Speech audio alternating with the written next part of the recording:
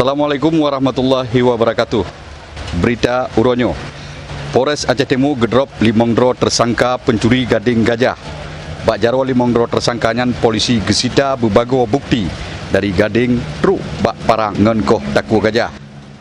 Halnyan gepegah oleh Kapolres Aceh Timur AKBP Eko Widiantoro lam konferensi pers ngen wartawan bak Polres Aceh Timur urohameh di Kudung Belah Agus 2020 bengo.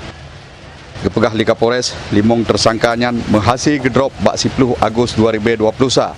Nah ke limong dro tersangka yang kajipoh mati gajah ngen cara diracun dan jikoh taku lehnyan jicok gading. Kejadiannya bak Abdiling Put Gampung Jamburhat Kecamatan Banda Alam Kabupaten Aceh Timur.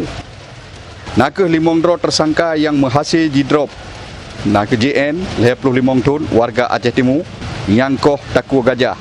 Na EM 21 tahun yang bawa gading gajah yang kepun. SN 50 tahun yang bawa gading gajah yang kedua. Na JF 50 tahun yang bawa gading gajah yang kelih.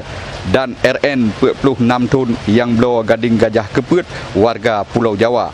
Limong dro tersangkanya jino ngen bandum barang bukti termasuk na sabuh motor Avanza, 2 buah Honda, truk bak parang ngen baci dan gading gajah yang kalih diolah ke patok pihak berukok mandum abih gesita li polisi.